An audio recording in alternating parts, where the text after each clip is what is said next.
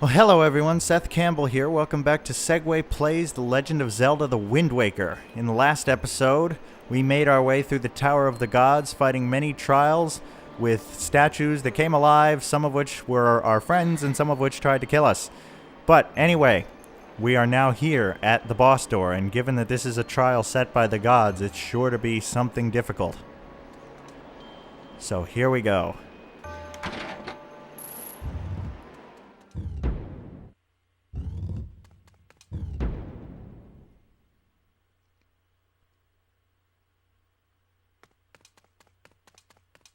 You have done well to find your way to this place, O Chosen One. Accept this final challenge.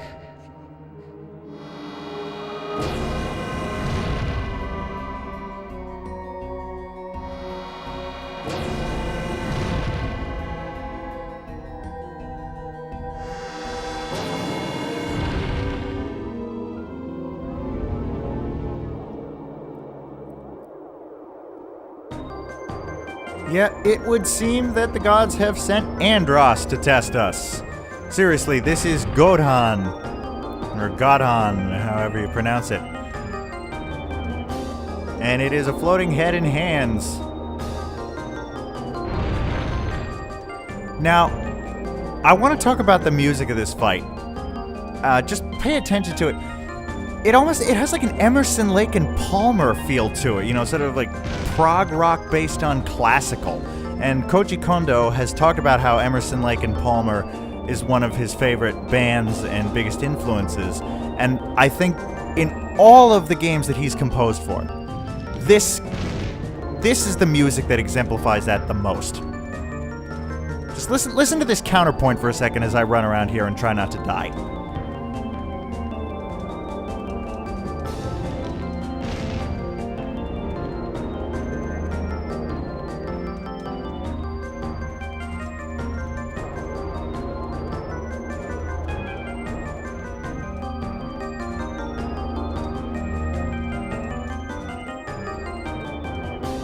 Isn't that just awesome?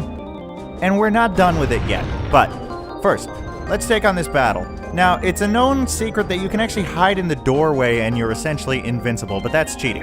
So, the little arrows indicate, and the fact that you've been using arrows, speaking of arrows, to shoot eye switches, that you should probably aim for the eyeballs on the hands.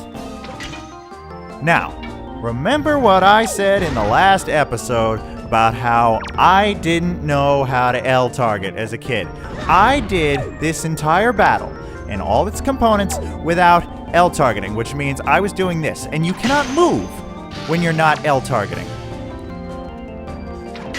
You cannot move while you're aiming your arrows.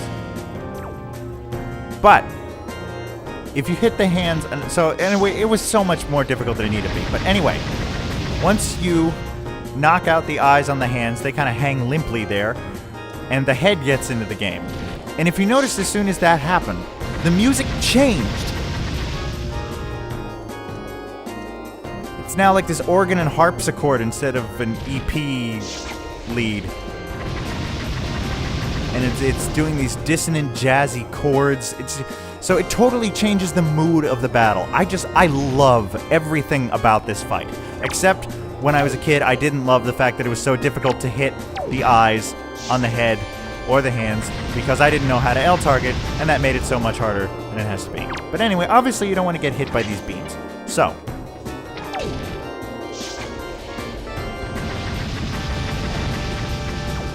oops, whoa. And obviously you don't want to get forced off the edge into that electric pit of death and misery.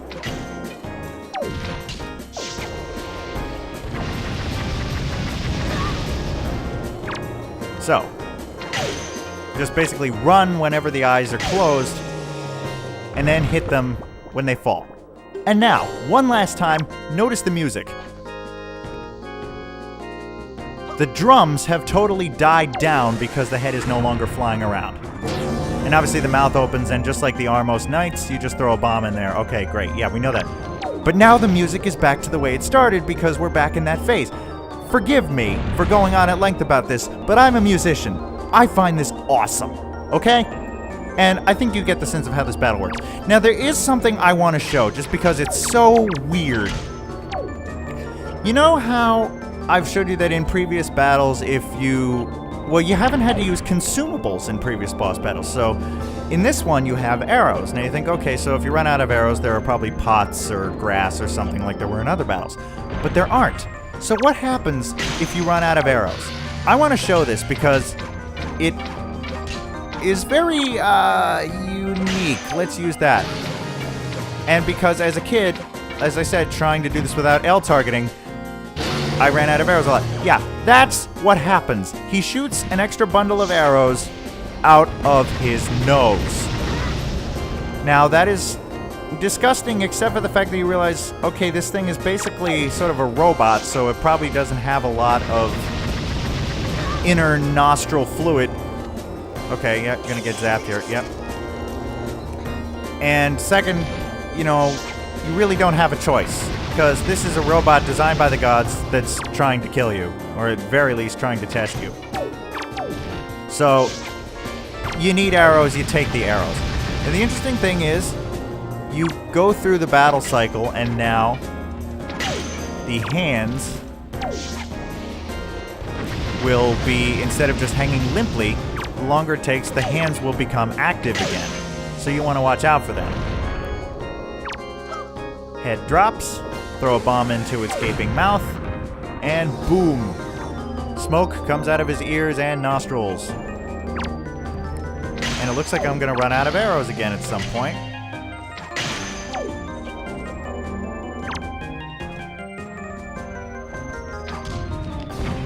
And so we get to see that lovely animation again.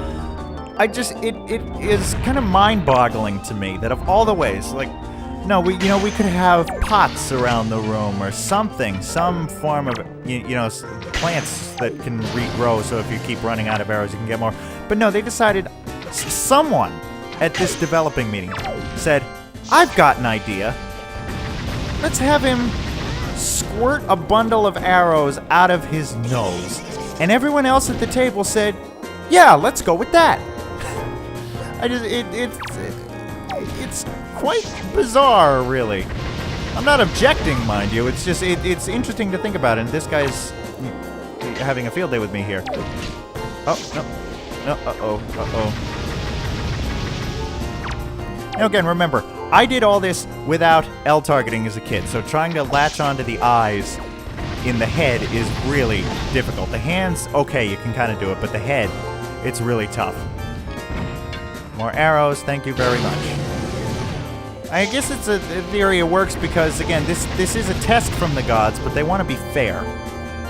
So they want to give you the equipment you need. And one more hit ought to do it.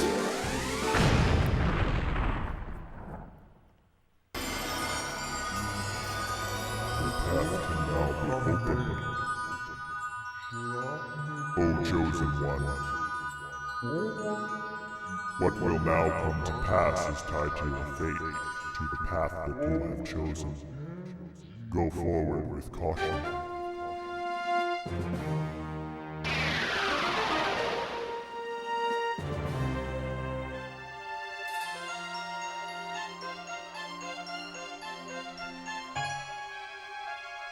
And Godhan, purpose served, recedes into the wall and shoots out a heart container at us, which is much appreciated.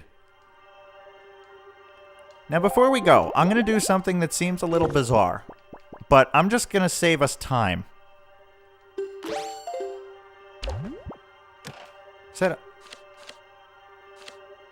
That's weird. I guess that picture I took of the bomb shop owner is lost forever. Oh well. But I am going to take a picture of the now receded Godhan head. There is a reason for this, and I will explain it soon enough at least, I promise.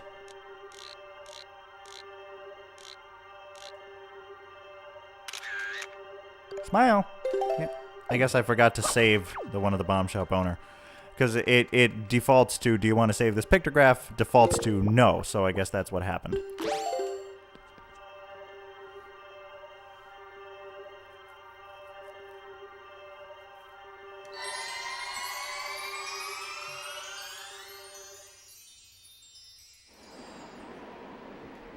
And rather than simply being deposited back where we started this time, we are sent to the very top. To the very top of the tower. Another obscure Toto classic that I love. Anyway. And up here, there is a bell. And the handle of that bell looks suspiciously like a grapple arm or grapple point, or whatever you want to call it. Grapple beam, that's the word I was using. And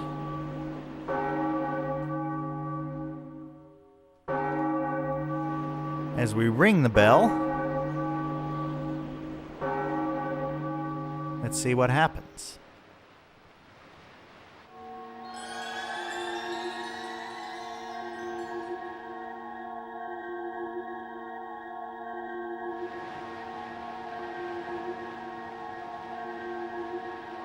You have done well, Link. It would seem that the gods have acknowledged you to be a true hero. But this does not mean your trials have ended here. Once you take your first step into the world beyond the ring of light you see shimmering in the waves before you, your true trial will begin. Are you ready, Link?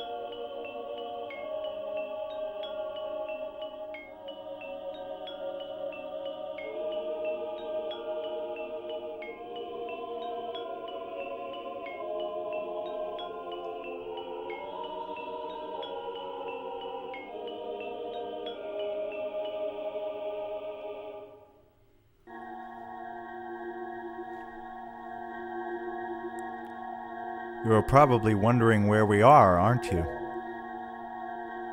Unfortunately, there is not enough time for me to explain it to you now. Once you are able to strike down Ganon with the item you obtain in this castle, all will be made clear to you. Trust in my words. See what awaits you in the castle.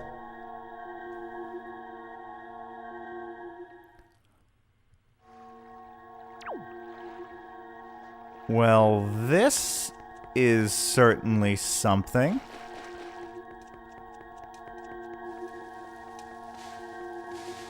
We're somewhere below the Great Sea, but we're not really underwater, and it's all black and white. And the water over there isn't really flowing. It seems to be completely frozen in time.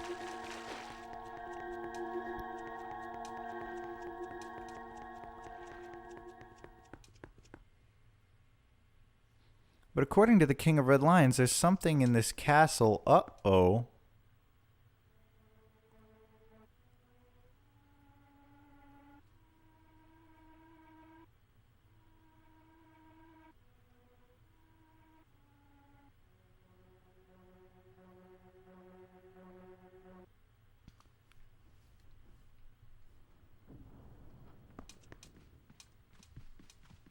curiouser and curiouser.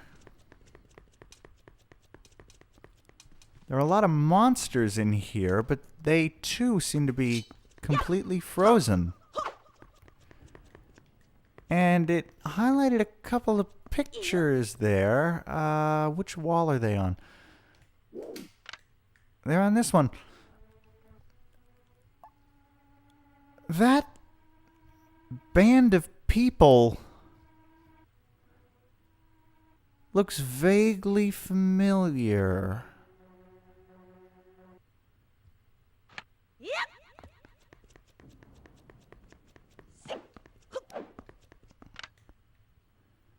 And then there's this guy.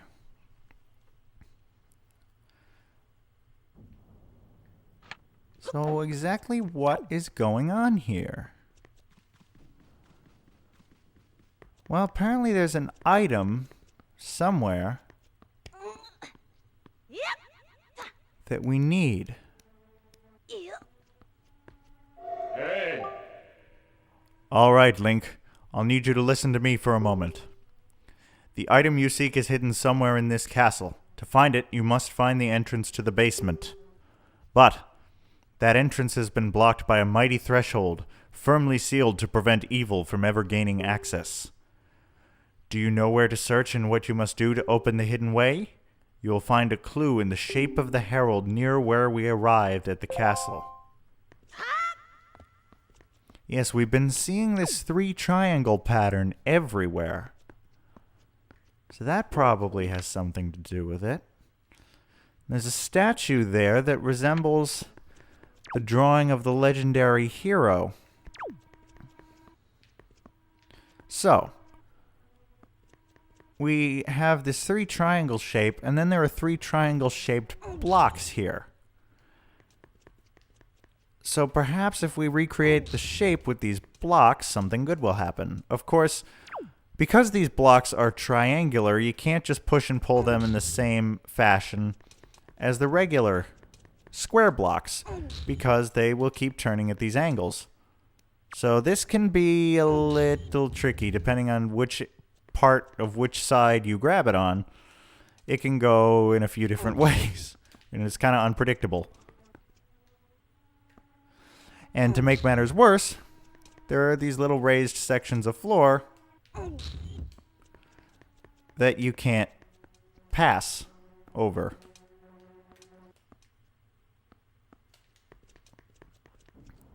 So this is really kind of trial and error, honestly.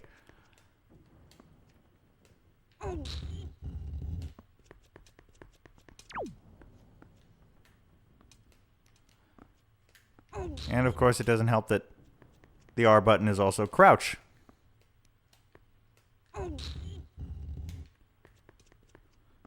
I want to see if I can do this, because I always used to have fun trying to make this happen. I want to see if I can close myself inside when I finally get this thing to work.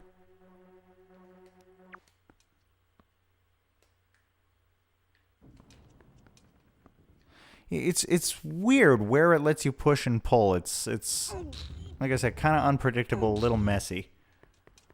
All right, but it's super close now, so I bet you. Yep, there we go.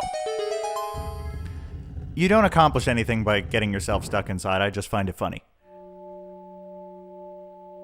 But that certainly looks like it did something.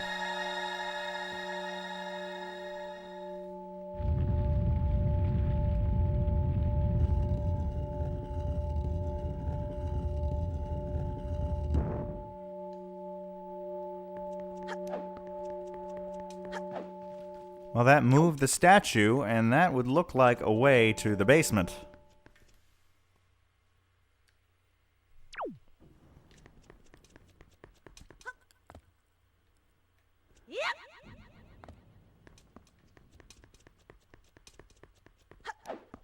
And excellent, Link. To perceive such a puzzle and decipher it is no small feat. Now, take the sword that lies before you. It is none other than the Master Sword, the blade of evil's bane. It is the only sword that can banish Ganon from the world above.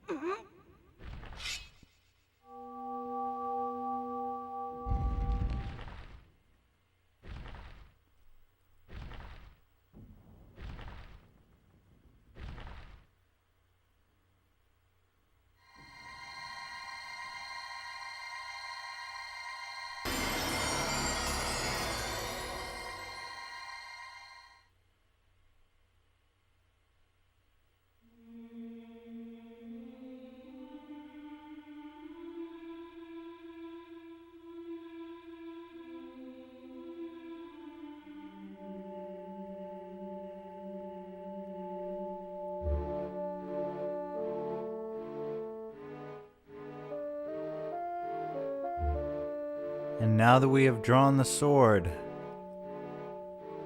color and life has returned to this castle for better and for worse, because now there are lots of monsters roaming outside. But for now,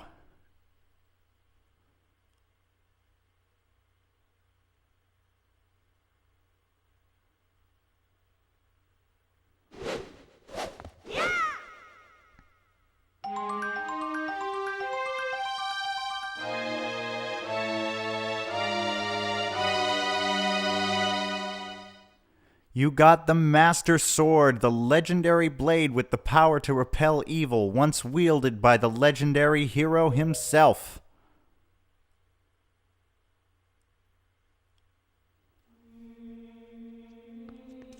Well, that is certainly a development.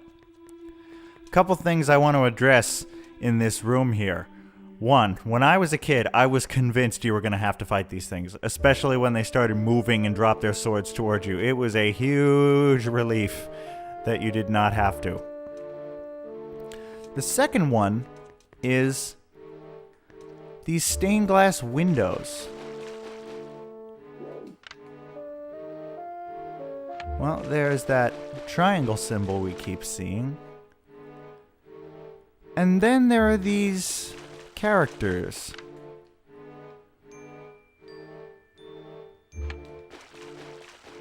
And if you're a veteran Legend of Zelda player who's played multiple games in the series,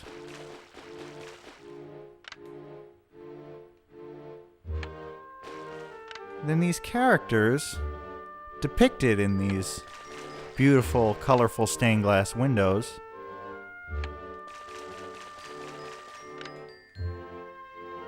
should look familiar to you. But I shall say no more, so that I do not spoil any other games.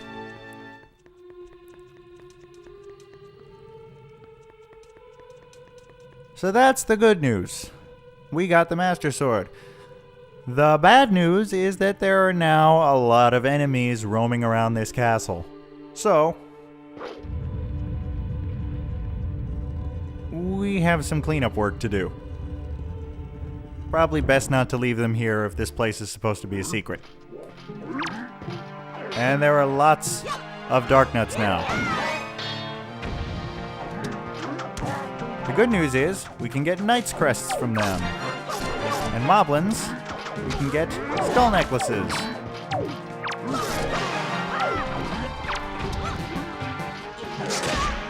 Whoa. Yeah, okay, they can kind of back you into a corner, which is dangerous.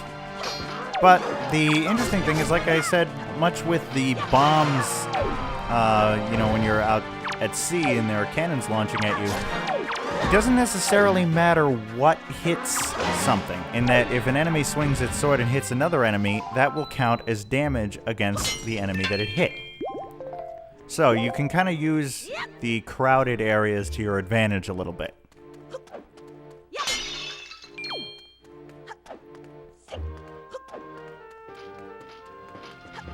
I don't even think we... Am I correct in thinking that if we try to leave... Yes, that's right, we cannot leave As long as these enemies are here. And we cannot go out the other side either, just trust me.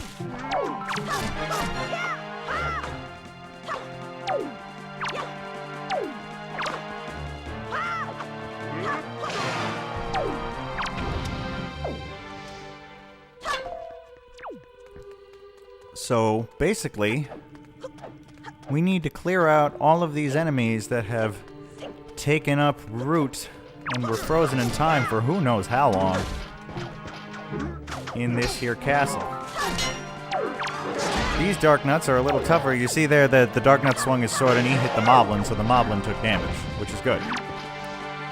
Now, obviously the Master Sword, being the Master Sword, packs more of a punch than the old Orca Sword, in that you don't have to hit enemies quite as many times to defeat them. Yeah, if I can just get around behind him, yep, you can cut the braces for his armor. I think I forgot to get a Knight's Crest, so please let there be one in here. Yes. Good.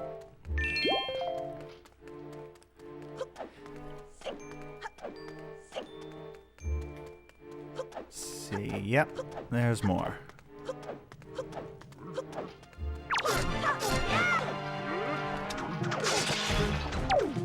You see, like that is not only advantageous, but also comedy gold. One Moblin basically just swung and hit the other two Moblins. They're not the sharpest tools in the drawer. Or in the shed. Sharpest knife in the drawer, sharpest tool in the shed. I always mix those up.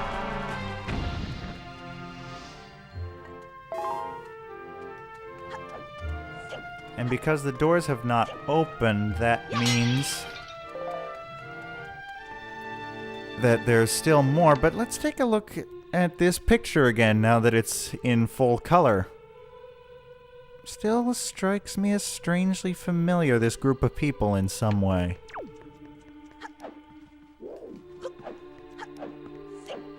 Ah, here they are.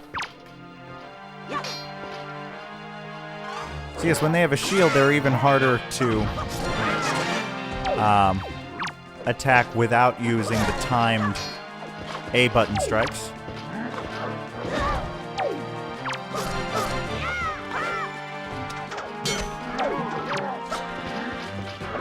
And of course we know the Moblins can parry, so these timed strike attacks are super useful.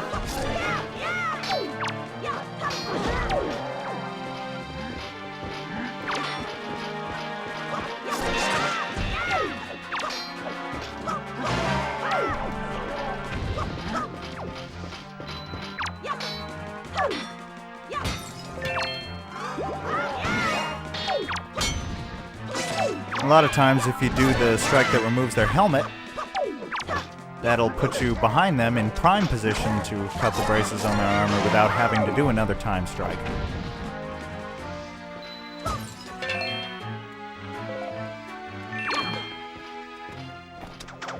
Oh, already got the necklace from that guy. Okay, is that everybody? I think? Nope, evidently not. Yeah, there's more.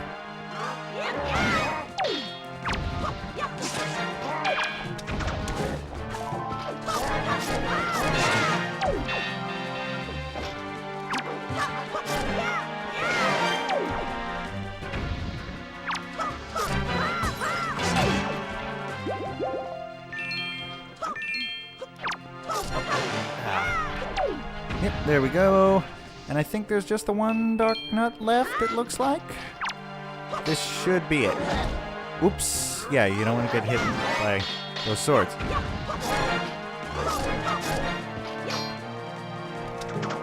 It's weird. I thought I cut the braces there, but evidently not. There we go.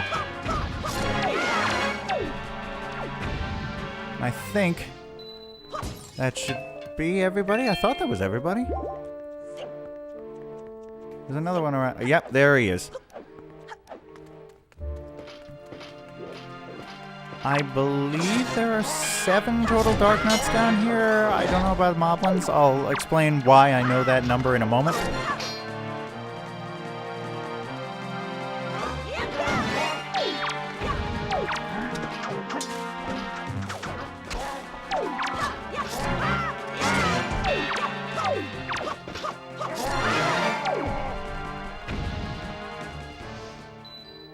That's everybody. Okay. So yes, the electric energy blocking the doors has disappeared.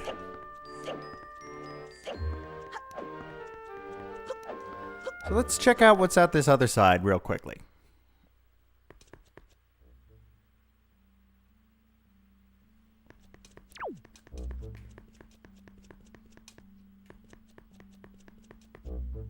This is interesting. This seems to be a very large area.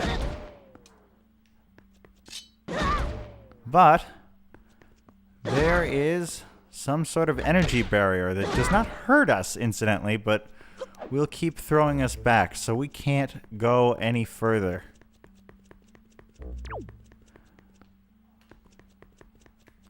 But just what is this place? Because we do still seem to be below the Great Sea, but we don't seem to be surrounded by water.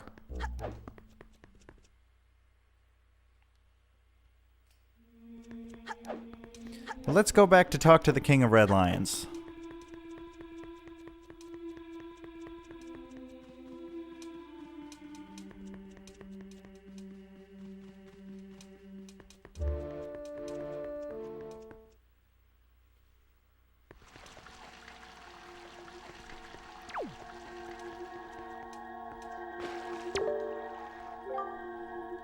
At long last, our preparations are complete. You must return to me so that we can return by the same path that brought us here. The time has come to save your sister from her prison in the Forsaken Fortress. Hurry, Link. All right.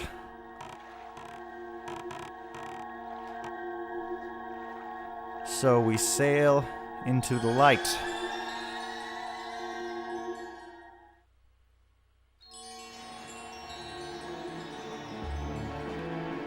And here we are, and the portal closes behind us. We are back at the Tower of the Gods, on the surface of the Great Sea. And with all that's happened, it is now time to go back to the Forsaken Fortress and rescue Errol at long last. But of course, we're going to begin that in the next episode. So I'll see you then.